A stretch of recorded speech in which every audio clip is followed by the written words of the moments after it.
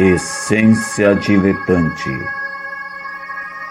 Contos e outros pontos.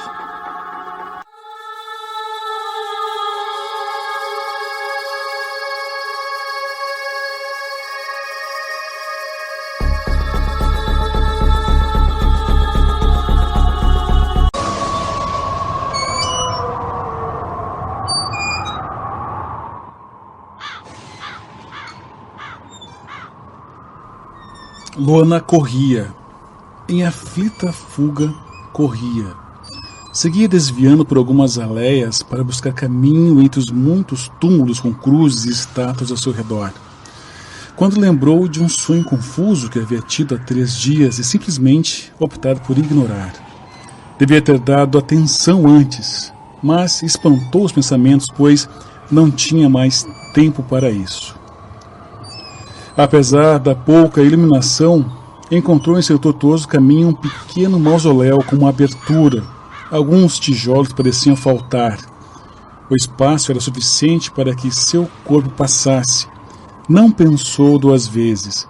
Se espremeu pela abertura e ali entrou para se esconder, uma esperança de escapar. Ali dentro, de um lado e de outro do único abrigo encontrado, via as gavetas de mármore lacradas, onde os caixões estariam, e não conseguia ler as datas de falecimento dos ocupantes, devido à escuridão. Mas imaginava que estariam ali há anos, devido à ausência de odor cadavérico e pela poeira que sentia tomar o local. Sabia que corria o risco de juntar-se a eles em breve. O coração da garota ainda não sossegava no peito, batia rápido e com força, pelo medo e também por tentar recuperar o fôlego perdido na corrida. O espaço ali era pouco e abafado, mas aquela era a única chance que poderia ter para escapar do que o destino lhe reservou, apesar de ter de admitir que, na verdade, poderia ter sido uma escolha dela mesma. Não sabia bem quanto tempo aquilo poderia levar, e naquele momento relembrava os últimos minutos que a haviam conduzido àquela situação. Minutos antes, os dois caminhavam pelo cemitério, local que provavelmente não deveria ser o predileto para um passeio pela maioria das pessoas, mas para ambos, aquele local possui uma história. Sua essência tranquila e soturna os chamava para lá de alguma forma, com uma arquitetura clássica nos mausoléus e estátuas bem esculpidas que certamente possuíam muitas histórias a serem contadas. Enquanto andavam lado a lado pela necrópole, pouco iluminada através da pálida luz do luar, passando pela arte cemiterial delineada nos sepulcros a cada aleia, os olhos noturnos dele não sentiam necessidade de mais luz, e os dela já estavam adaptados à parca luminosidade por conhecerem bem o lugar, apesar de serem olhos humanos.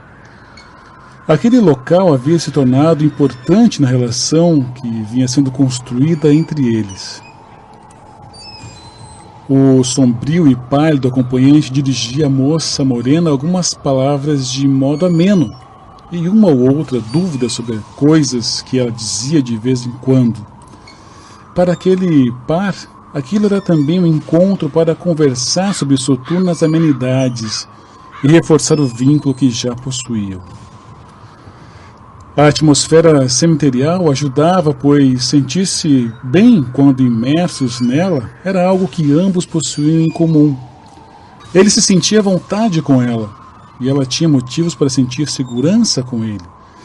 Nas semanas em que vinham se encontrando, embora Sofério não perdesse o jeito um tanto distante, o tom sarcástico e o olhar feroz, que lhe eram características próprias, mesmo quando seus olhos não exibiam o brilho avermelhado de seu frenesi. Afinal, eram de espécies distintas, mesmo com tantas afinidades. Ela, com apenas 2 décadas de existência, pele quente e viva, ele com muito mais tempo de existência do que aparentava, corpo frio e morto. Embora mantivesse sua consciência há decênios, era um fato que seu corpo estava morto. Alguns minutos se passaram e, de repente, ela interrompia o que dizia, pois estranhava não obter resposta. A garota escutou o claro som de seu interlocutor suspirando, como quem estivesse diante de uma fragrância agradável.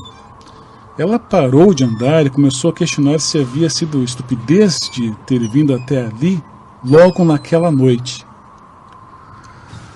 Luana então voltou-se para Sofieri e observou melhor na penumbra, vendo que ele estava mais estranho que de costume, mais do que ela esperava, de um modo que chegasse a assustar.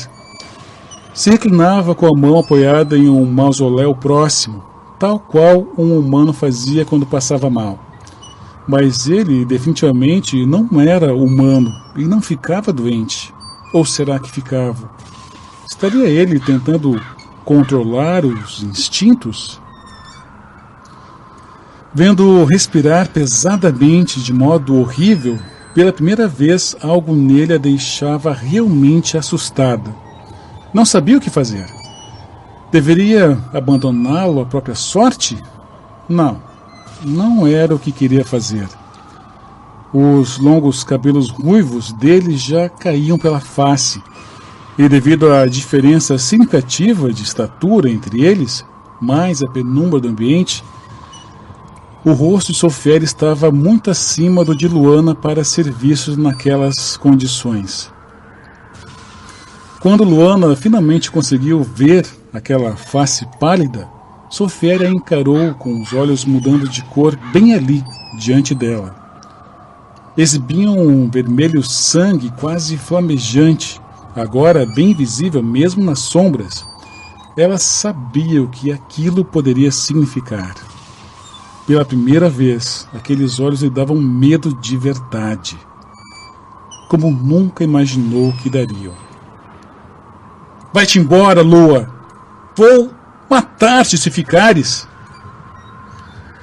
Sofieri falava com dificuldade e sem nenhuma gentileza, como se lhe faltasse o ar que seus pulmões já não precisavam, fazendo um esforço sobre-humano para refrear sua sede repentina e a gana assassina que ela lhe suscitava. Havia sempre se mantido sob controle até ali, mas era fato que o sangue de Luana lhe exercia um fascínio desde que o experimentara pela primeira vez.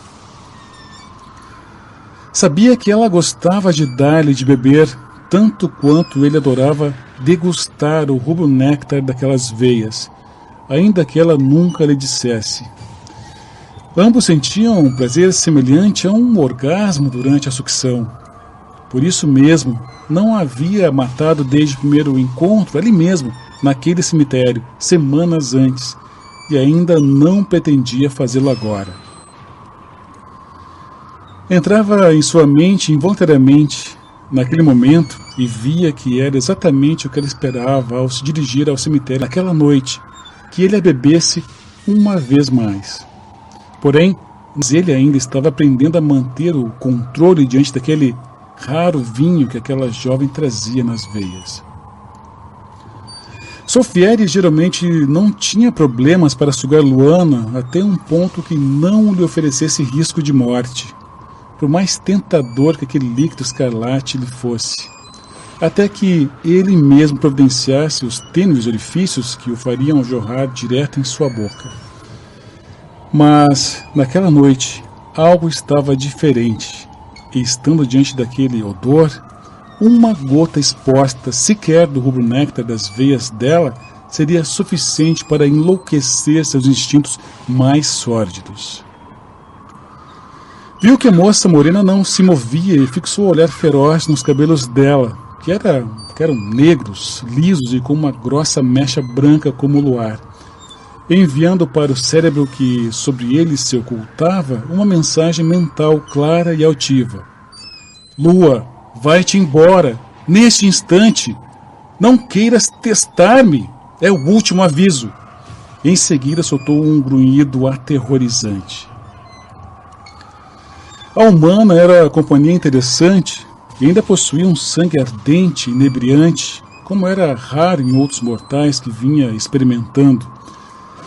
Não queria perder o controle daquela forma e desperdiçar aquele elixir de uma só vez, preferindo assim se desvencilhar de Luana.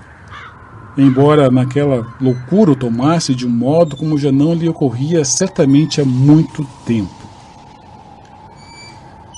A morena finalmente saiu de sua breve confusão mental e logo fugiu, correndo. Correu o máximo que suas pernas podiam. Sabia provavelmente não ser o bastante diante da velocidade dele quando não aguentasse mais se controlar e viesse em seu encalço. Porém, nada mais tinha a fazer diante da situação.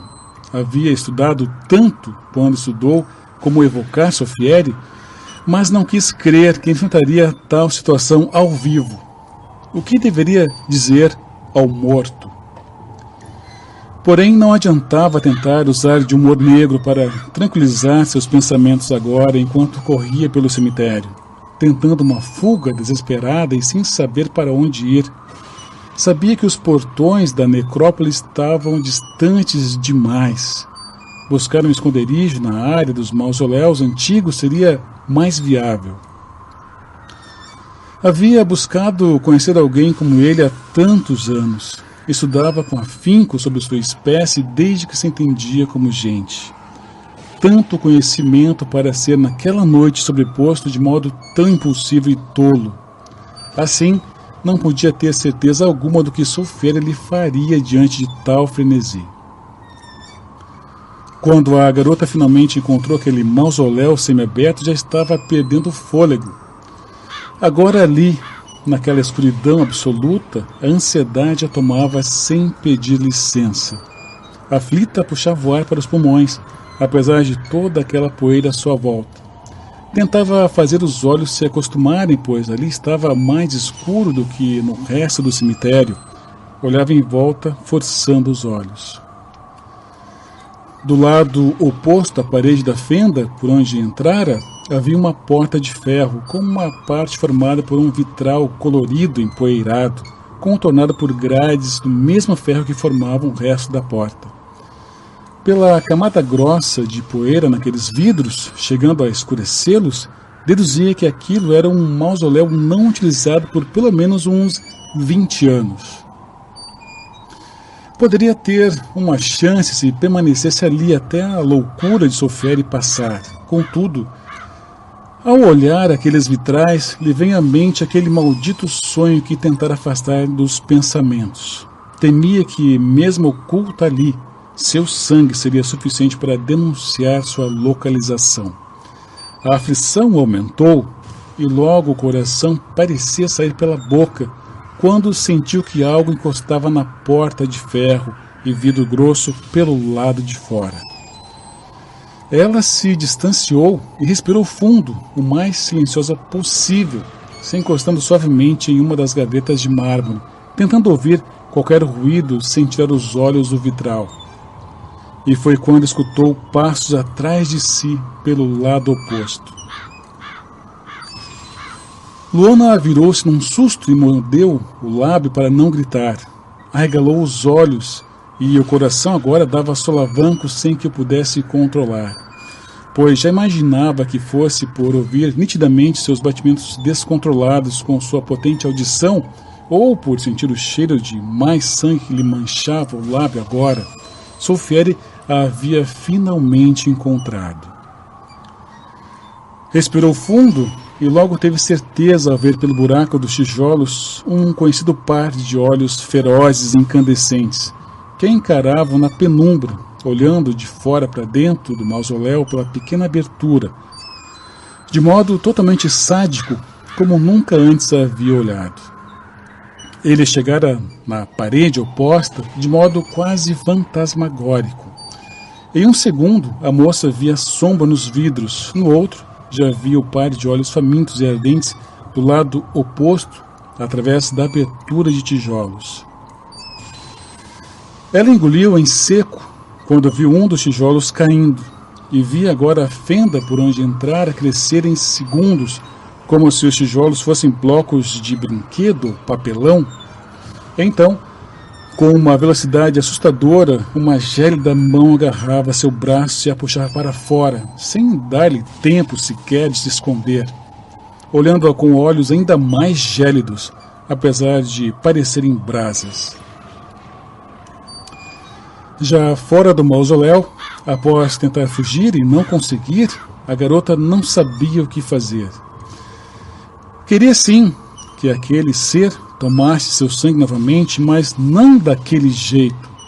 Era desesperador ver algo que devia lhe causar prazer sair do controle, de um modo que a fazia entrar em pânico, e as lágrimas brotaram fartas. Ela tremia inteira, tendo o pulso quente ainda seguro com força por mão fria e rígida. Por favor, tente se controlar, confiei em você. Vai mesmo fazer assim?